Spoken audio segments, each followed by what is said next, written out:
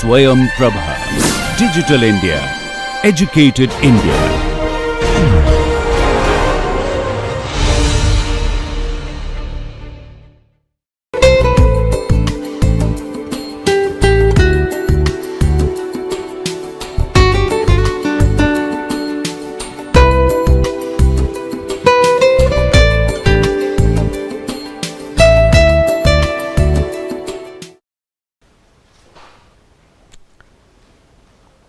Friends,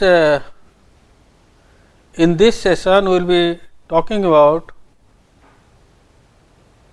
how you can improve your emotional intelligence or EI.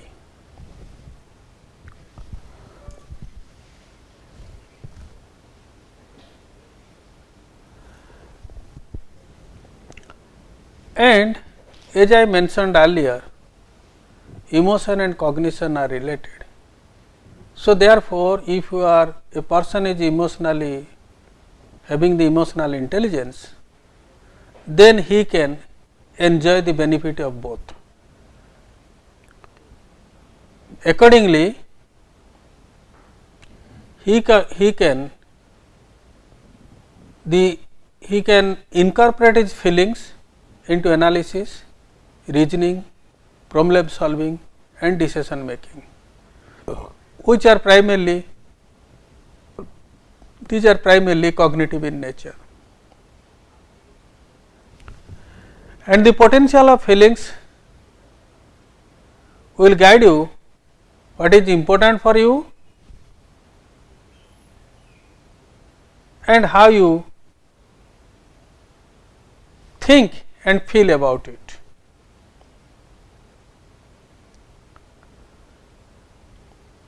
And the emotional management is concerned with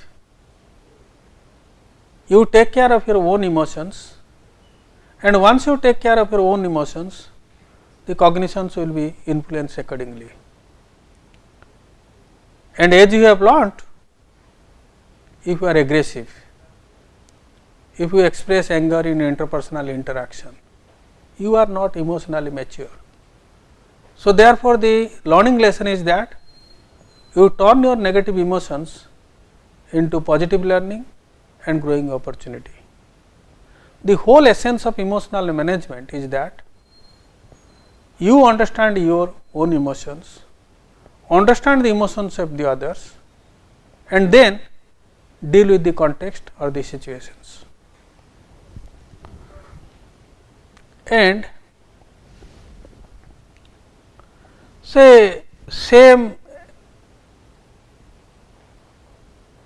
of the items we say taking the same example of earlier into account,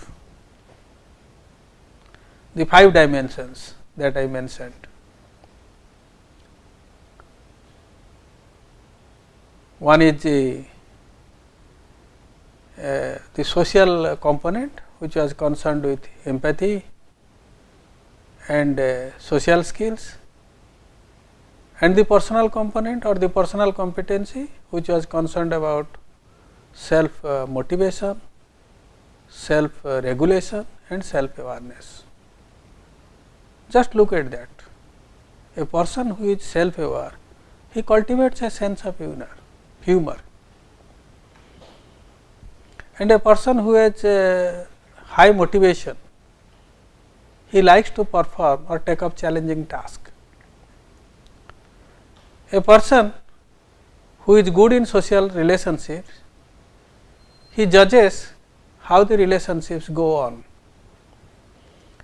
And a person who is good in social skills, he can also make easily friends. And who has the empathy, he can put himself in other situations to understand them. So, if the person has a high emotional intelligence, then you can say that if you cultivate the sense of humor, if you prefer the challenging task, if you so understand you are sensitive to relationships and you are outgoing and you can easily make friends, and you put yourself in other person's positions to understand them, then you possess the high emotional intelligence. Just the reverse is that you possess low emotional intelligence. you express anger, you become aggressive in the context of others, and you take up some easy tasks, not the challenging tasks, and you are not bothered about the relationship, whether I can make the relationship or break the relationship, and you have friendship with selected few, you cannot make friendship with a genuine person even, and when you talk, you take only your perspective into account, do not consider about others, then in that case you possess low emotional intelligence. And some of the, because we mentioned that once you are emotionally intelligent, it will automatically influence your cognition accordingly. They will link to the cognition. As a result of which, the emotional competencies that we mentioned, you have the intentionality. You keep the relationship with a purpose, and at the same time, having the emotional intelligence, automatically your right brain is activated by that, and creativity is the work of the right brain, and thereby you will be more creative. And having the emotional competencies, you will bounce back from adversities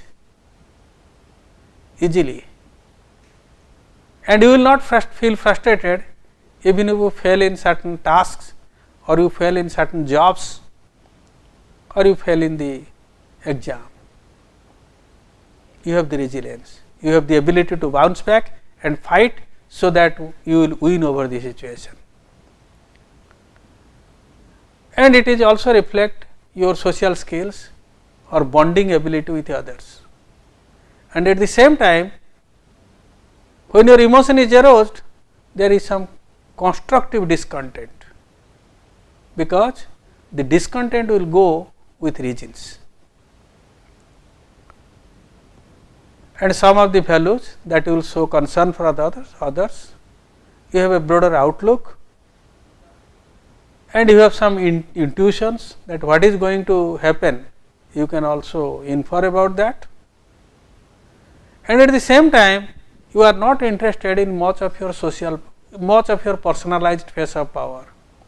You are the persons, if you are showing the socialized face of power, you bother about others, you take care of them, you show the concern for them, that is your socialized face of power. They are not emotionally intelligent people, are not guided by personal importance. They are guided by the group which will get the importance, which they lead or with which they interact frequently. And at the same time, they show honesty, consistency in their behavior, as well as they act openly. That means, there is a consistency between their saying and doing, and what we call as honesty and integrity. So, these are some of the emotional values and beliefs they have. Along with that, the emotional people, the emotionally mature or having high emotional intelligence, there are many events, pressures in life events, death of a spouse, death of the children, death of some persons in the family. These are very stressful life events. But even the person is emotionally intelligent, then he will not crack down and break down in such situations. And there are many stressful situations in life. A disaster has occurred, persons have lost their lives, lost their family members, property is lost, houses is washed away, crop is destroyed. Even in such stressful situations, a emotionally pitched persons can be calm and composed, and at the same time he will make efforts to go for a problem focused coping, how you can fight against the crisis and he can sustain in that crisis. And there is work pressure or the job pressure, or there is too much of job to do, but time is short. At that time the persons, those who are emotional intelligence, they can stretch themselves to a particular limit. If it is not possible, they will say that no, we cannot do it. And similarly, there is in personal pressure is there. In all such type of situations, when a normal person will break down, feel helpless, experience anxiety and stress, a emotionally mature person can be calm, composed, resilient, and at the same time he will do something continuously to counter the crisis, and within a certain period of time he will also feel, even if the instant was dissatisfied, he will continue the life, he will never stop. With a sense of satisfaction and with a sense of contentment, he will struggle to re-establish the things, even if something is destroyed or even if there is a serious life events. So, the person having the emotional maturity or the emotional intelligence has many positive outcomes, and these people are really the rare stuffs. Those who have maturity, because with a high emotional maturity, it will also link to your cognition.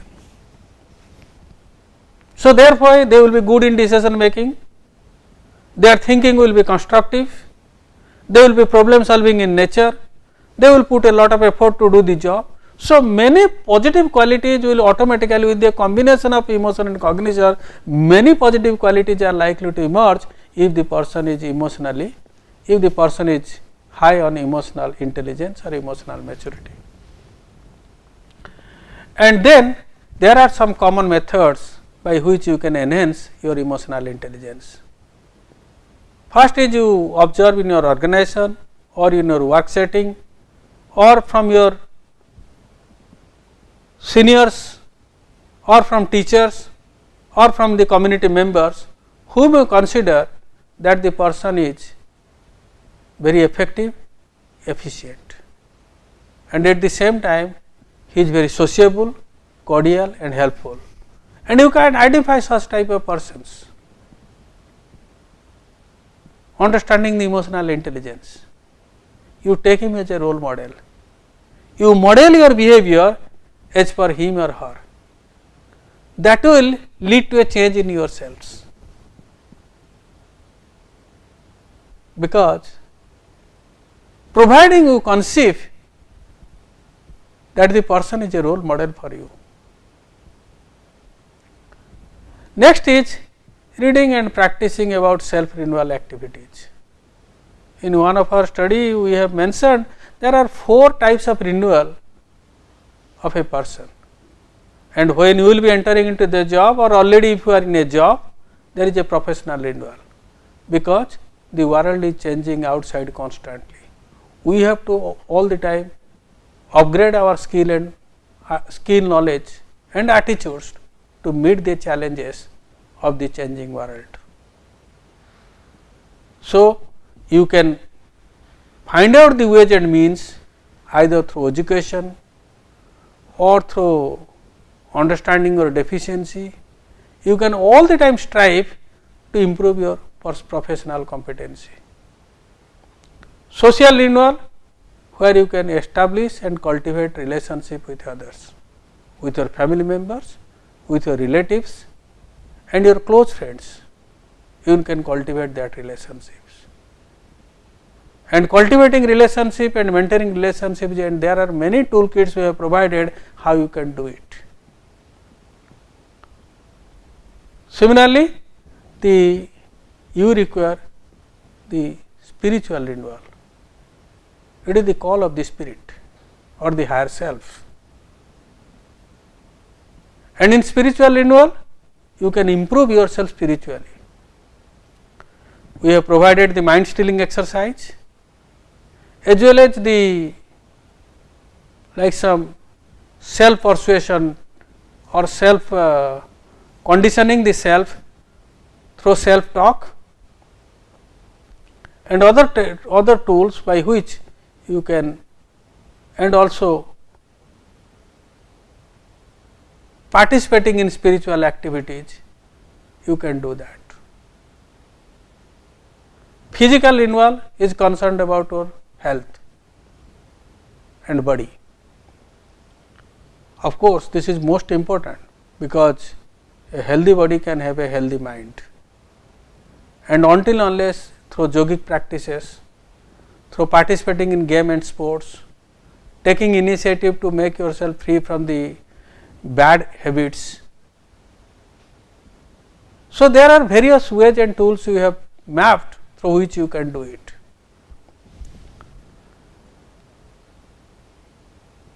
So, and at the same time with these renewal practices, you can renew yourselves whenever you find time. You can mentally, physically, spiritually and socially, you can renew yourself and re-energize yourselves for a better life and to be a better person. And also you can improve your EI by learning from your life experiences, self reflection and thinking. Even a simple diary will do. Every day after returning from job, you maintain a diary. What you wanted to do, what you did in the organization, if you wanted to do, why something you have not done. And then you chalk out a strategy that when you face a similar problem in future, how you can convert the unsuccessful job to a successful one, because you are working, you know your job better, you know the environmental settings, you know your surroundings. So, you chalk out a strategy and implement it. So, therefore, as we mentioned, emotional intelligence increases as you have more thinking, self reflection and experience, because as your age will grow, the emotional intelligence will go on increasing. It will not have a, it is never have a retiring space as the intelligence is. Intelligence is equated with the buddhi. It has a retiring space after age of 60, but emotional intelligence will have a forwarding space all the time. And also by cultivating spiritual practices, because spirituality is such a issue which goes with non-violence. In Indian context, it goes with non-violence, truthfulness, niskam karma, shanti, what we chant after the prayer and all that. So, all these things are there in our systems. Gandhiji propagated the principle of non-violence and truthfulness. Many religious, even the Bhagavad Gita speaks about the principles of niskam karma. Then you have other qualities like shanti.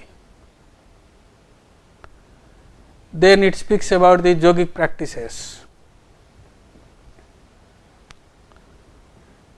And there are many more things that one can do to spiritually renew himself or herself, and learning and cultivating such spiritual practices. There are two issues here. One is the rituals that we perform or for the religious activities, that is one, like collecting flower, fruits, offer it to God. This is the ritual part. Another part is that from the how you are purifying yourselves, how you are improving yourself within by following the principles of niskam karma, detachment, tranquility, practicing peace, non-violence. So, this is within, and if your mind is molded accordingly, that will be reflected in your behavior also or in your activities. So, here it requires the molding of the mind, so that the same thing can be reflected in our day to day activities. So, these are some of the methods by which we can enhance our emotional intelligence. And there is, remember, there is everything that we do, there is a mechanism in the brain. And here the brain mechanism is that there is a small part in the limbic system, and which we call the amygdala. And it is the seat for all passions. And the amygdala controls our emotion. But at the same time, we must not forget, through our activities or through the way of our psychological functioning, we can also modulate the functioning of amygdala. So, therefore, we say, if you teach a person to do certain things, he will never learn. If the person himself is interested to do and practice certain things, he will definitely learn.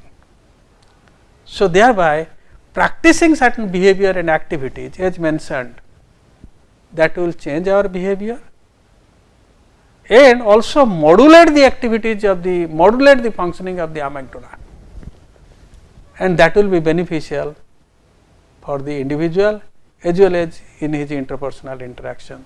Thank you.